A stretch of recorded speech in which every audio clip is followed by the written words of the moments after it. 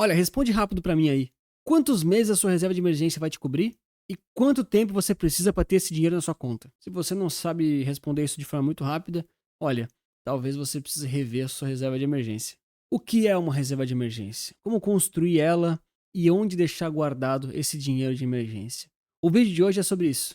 Vocês sabiam que quase 7 em cada 10 brasileiros não tem reserva financeira de emergência? Aqui na realidade reserva nenhuma, né? Olha só que interessante esses números aqui.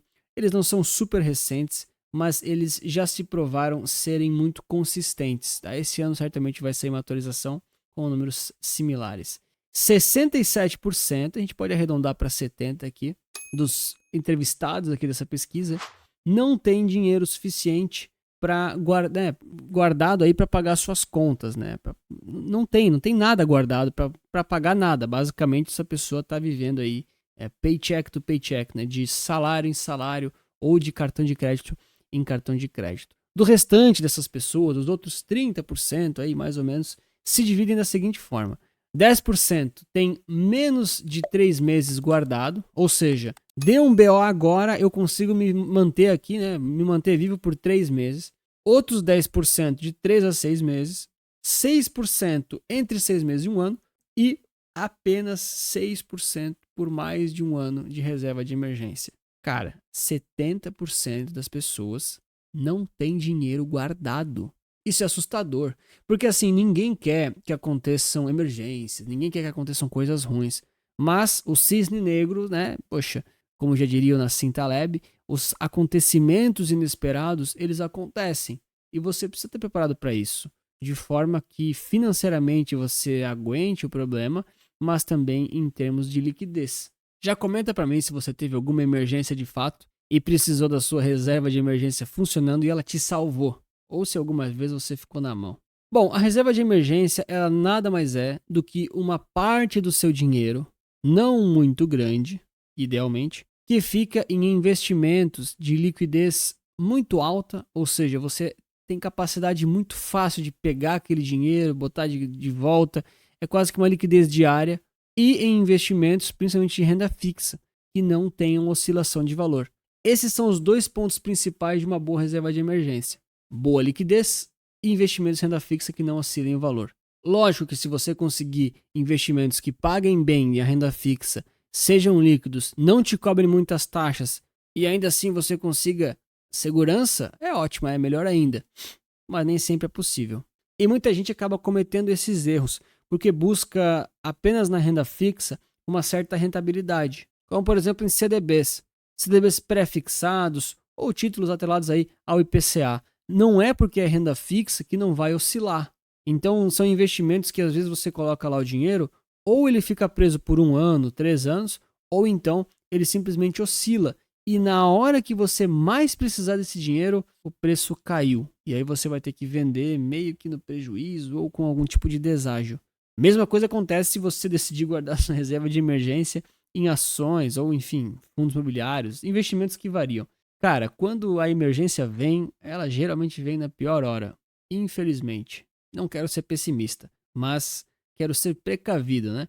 Então não dá para cometer esses erros, né? Não deixe sua reserva de emergência em investimentos que tenham variação. E na hora que eles estão variando, pode ser que você ganhe, mas pode ser que você também perca. Já deixa o like e se inscreve aí para mais conteúdos como esse. Então, quais são as opções que a gente tem para reserva de emergência? As que eu não gosto muito para começar, mas são possíveis. A primeira delas, horrorosa, é a poupança. Tende a ter uma rentabilidade muito ruim, a liquidez é alta, mas você acaba fazendo parte de um sistema que eu acho que não vale muito a pena. Você não está sendo muito bem remunerado, vai ter o dinheiro no curto prazo, mas simplesmente tem opções um pouco melhores. Outra opção que o pessoal às vezes deixa são fundos DI. Os fundos DI, em alguns casos, fundos de investimento de renda fixa, tá? São fundos que têm uma rentabilidade muito tranquila, próxima à Selic, mas em alguns casos têm altas taxas de administração. Então simplesmente não vale a pena você pagar essas taxas. Eles têm que ser taxa zero, né? Ou quase isso. Aí talvez valha a pena você deixar em fundos DI, claro, de liquidez D mais 0 ou D mais 1 no pior dos casos, mas aí já não é ideal. Uma outra que o pessoal comete aí de erro demais é colocar em CDBs, mesmo que sejam de alta liquidez, de alta rentabilidade. Tem uma série aí de bancos que agora estão sendo mais falados no mercado, principalmente mais mal falados, instituições aí de nome grande que correm um risco considerável de quebrar. Qual que é o problema? Ah, mas tem o FGC. Sim, tem o FGC. Vamos considerar que o FGC não vai quebrar. Ok. O ponto todo é que se você está buscando rentabilidade num CDB que paga 130% do CDI, 150% do CDI, mesmo que ele seja D mais zero, você entende que está correndo risco, né? Ou seja, na hora da emergência, você não poderia estar exposto ao risco. E se essas empresas aí quebram, até o fundo garantidor de crédito te pagar, meu amigo, a emergência já foi, já passou, veio outra, você já arranjou um jeito de resolver essas emergências de outra forma e acabou, às vezes, até perdendo esse dinheiro. Ou seja, CDB de altíssima rentabilidade, mesmo que de liquidez baixa, não vou dizer que são produtos ruins, só vou dizer que eles têm risco. E para reserva de emergência, não poderia ter risco. Quais são as opções boas, então? Aquelas mais conservadoras, aquelas que não vão render tanto, mas vão resolver o problema quando você precisar. A primeira delas, Tesouro Selic. Tesouro Selic é o pós-fixado garantido pelo governo.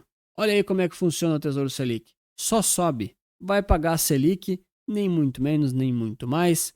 Vai ter uma liquidez muito tranquila, muito de boa. Mas, por exemplo, se for num final de semana, pode ser que você não consiga resgatar. É verdade. Aí talvez o ideal seria ter um bom cartão de crédito, mas aí as probabilidades são ainda menores. Outro investimento interessante para deixar sua reserva de emergência é em CDBs de bancão, banco grande mesmo. Não vai render mais que o CDI, tá? É muito raro, 101%, 102% e olhe lá. Por que tem que ser de bancão?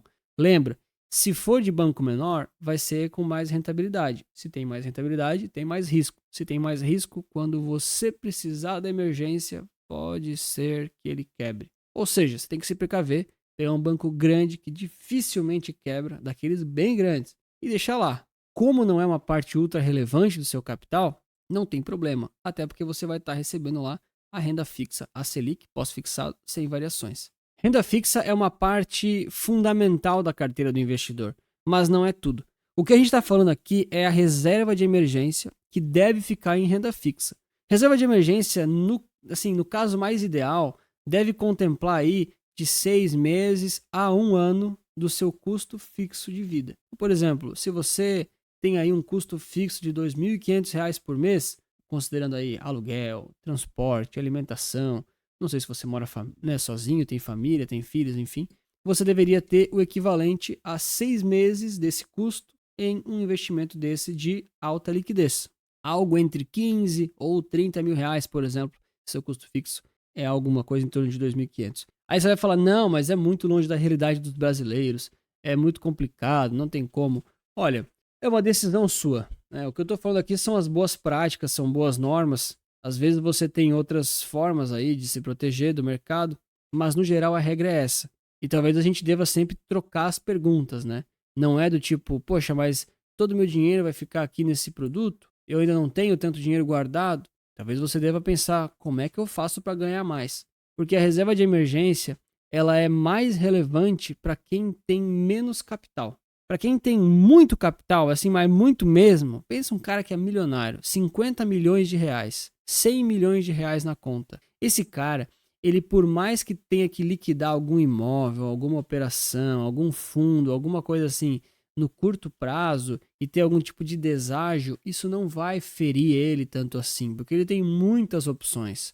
Ele consegue pegar crédito se precisar, na hora ali e resolver. Agora, para quem tem menos, se alguma coisa acontece, você não tem o dinheiro e você tem que vender a sua casa, o seu carro, alguma coisa assim, no prejuízo, isso te enrola muito, te atrapalha bastante por um tempo. Esse cuidado tem que tomar. Por isso que é importante ter reserva de emergência para quem tem menos capital. Ao longo do tempo, quanto mais você vai tendo, você naturalmente vai ter uma parte de dinheiro em renda fixa e aí beleza, tá tudo ali no meio. Agora, para quem não tem e precisa formar, a regra é essa: 6 meses a 1 ano no mínimo em renda fixa na liquidez diária, seja Selic, ali, o Tesouro, ou seja os CDBs. Essas são as boas práticas do mercado. Tem gente que gosta de viver com emoção, que coloca só 3 meses ou 1 mês, mas aí vai muito de cada um. E de novo, né? Renda fixa é uma parte dos seus investimentos, da sua carteira e da sua vida. você tem que olhar para a sua vida como um todo. É por isso que eu também ofereço os meus serviços de carteiras recomendadas para diversos perfis. Porque investir de forma diversificada não é tão simples. É preciso analisar uma série de questões no formato macroeconômico para entender quais investimentos são melhores em cada momento, de acordo com os diferentes perfis de risco. Se você tem interesse, QR Code aqui na tela, link na bio, me chama que eu te apresento mais sobre isso. Olha, eu vou falar uma última coisa aqui, que tem pouca gente que comenta, mas vale muito a pena a reflexão.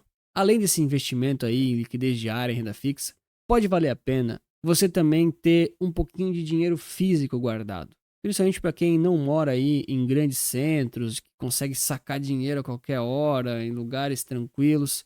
Pode valer a pena você ter alguma coisa como, sei lá, 2 semanas ou um mês de dinheiro guardado. Quando é emergência, pessoal, é emergência mesmo. E você precisa ter formas de sair disso.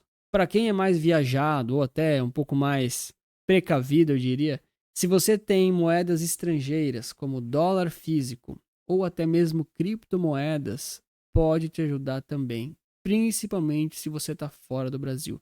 E aí sim, eu sei que o dólar oscila, que o Bitcoin oscila, eu sei de tudo isso. Mas quando você está em outro país, não tem como sacar, não tem como receber, não tem como fazer câmbio. Se você tem uma forma de fazer uma troca e se salvar daquela emergência, bom, daí você pelo menos teve saída. Porque às vezes a gente já passa um perrengue grande no Brasil, em que a gente tem, enfim, mais formas aí, mais tranquilidades de lidar com as emergências, né? Mas se você está no exterior, o problema e o buraco é mais embaixo. Você é um estrangeiro que muitas vezes não tem onde ficar, onde dormir, o que comer, o que fazer. E você precisa estar preparado. Se você já tem aí R$ 100 pelo menos guardados, ou muito mais do que isso, e quer saber como é que eu faria para investir R$ 100 hoje, se eu tivesse que começar, principalmente do zero, para quem está começando, tem esse vídeo recomendado aqui que eu mostro o formato de investimento que eu faria. Obrigado pelo seu like, pela inscrição e lembre-se que investir certo resulta capital.